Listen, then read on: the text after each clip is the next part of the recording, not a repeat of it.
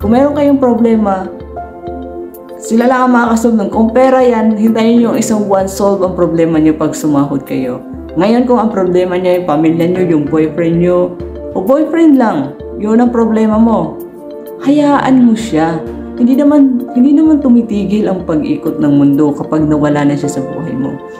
Kung may mga anak ka, i-focus mo ang sarili mo sa mga anak mo kung paano mo sila mabibigyan ng pasamantalang maginhawang buhay.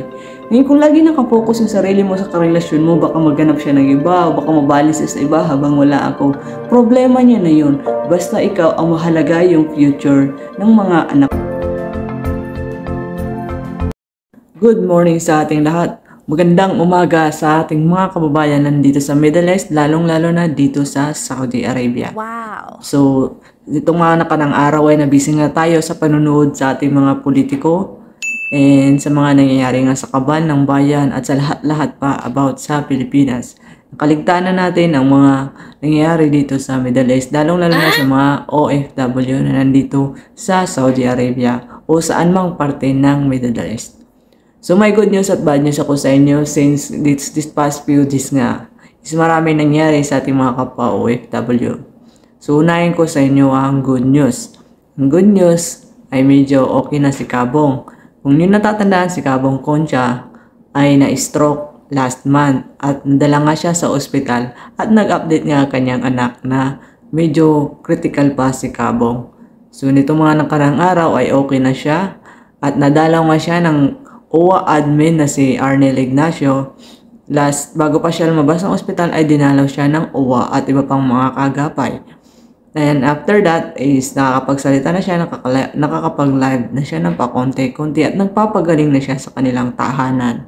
So maraming salamat sa Panginoon at okay na si Kabong. Si Kabong ay na-stroke, habang pupuntahan sana niya ang ating kababayan na naman na i-rescue.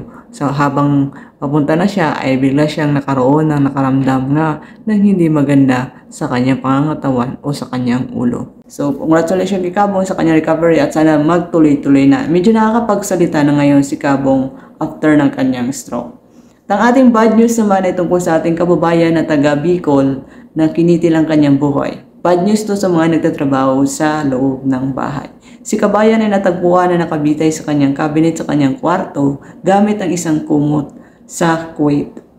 So, ayon nga sa investigasyon, si kabayan nga ay nagpakamatay o kinitil ang kanyang sariling buhay dahil nga sa problema at stress na dulot ng kanyang pamilya sa Pinas. So ayon pa sa mga balibalita kung anong nagtulak sa kanya, ayon sa aking nasagap na impormasyon ay nagkaroon daw sila ng mainit na argumento ng kanyang partner or boyfriend or jowa, I don't know, pero nagkaroon siya ng mainit na argumento sa kanyang significant other o jowa na lang para at yun nga nagdulot o naging cause ng kanyang pagpapakamatay. Si kabayan na mayroong mga naiwang anak sa Pinas. So tips nga, uulitin ko na naman para sa ating mga kababayan na dumaranas ng stress at depression dito sa Middle East. Lalo-lalo na dito sa Riyadh, Kuwait o kahit saan ka pang parte ng Middle East. Basta abroad, yun na yun.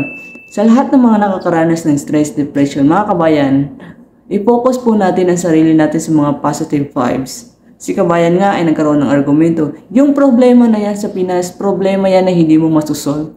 Kung meron kayong problema, sila lang ang makakasolve nun. Kung pera yan, hintayin nyo isang buwan solve ang problema nyo pag sumahod kayo. Ngayon kung ang problema nyo yung pamilya nyo, yung boyfriend nyo, o boyfriend lang, yun ang problema mo, hayaan mo siya. Hindi naman tumitigil ang pag-ikot ng mundo kapag nawala na siya sa buhay mo. Kung may mga anak ka, i-focus mo ang sarili mo sa mga anak mo kung paano mo sila mabibigyan ng pasamantalang maginhawang buhay. Ngayon kung lagi nakapokus yung sarili mo sa karelasyon mo, baka maghanap siya ng iba o baka mabalis sa iba habang wala ako. Problema niya na yun. Basta ikaw ang mahalaga yung future ng mga anak mo. Yan itong si kabayan ng cause ng kanyang pagpapakamatay nga is all about sa argument ng kanyang partner. And kawawa ang mga may iwan nating mga anak sa Pinas. Bakit ba tayo nag-abroad? Para sa kanila. Yung problema, lilipas lang yan. Hindi mo naman pwedeng isolve lahat ng problema sa mundo. Yung problema sa Pinas, naandoon lang yan. Kahit naman anong gawin mo, wala kang magagawa. Iisipin mo, igugupo ka ng stress, igugupo ka ng problema, At yung katawan mo, ikaw ang lugi. Bakit? Sa kaiisip mo ng problema, hindi yun matutulungan, masusolusyonan. Ang makakasolusyonan daw yung mga tao sa Pinas kung hindi man problema mo ay pera.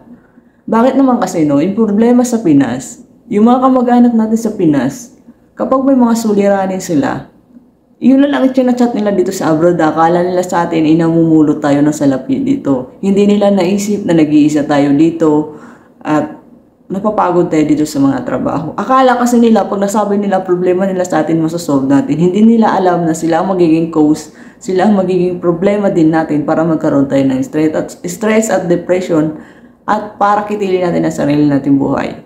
Unang-una, para sa mga kamag-anak natin sa Pinas, para sa inyo to, na kamag-anak ng mga OFW, kayo mga OFW dito, huwag niyo sabihan ng problema. Hindi namin kailangan yan, yung problema. Kung may problema kayo sabihin ng sarili niyo na hindi naman kami superhero. Kapag sinabi niyo sa amin, masasolve ba namin?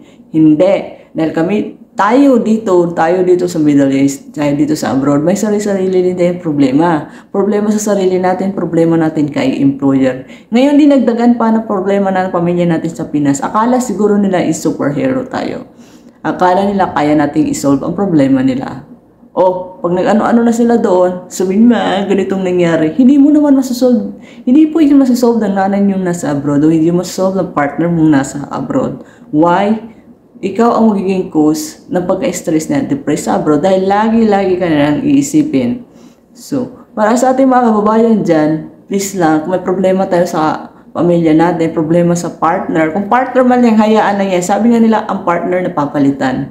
Pero yung mga anak, ang buhay na bibigay mo sa mga anak mo, hindi yun matutumbasan na kahit ilang partner pa yan. So bago tayo gumawa ng mga bagay na magdudulot ng mas malaking suliranin sa mga buhay natin, isipin natin ang pinaka-main kung bakit tayo nag-abroad. Ang pinaka-unang dahilan. Di ba pamilya?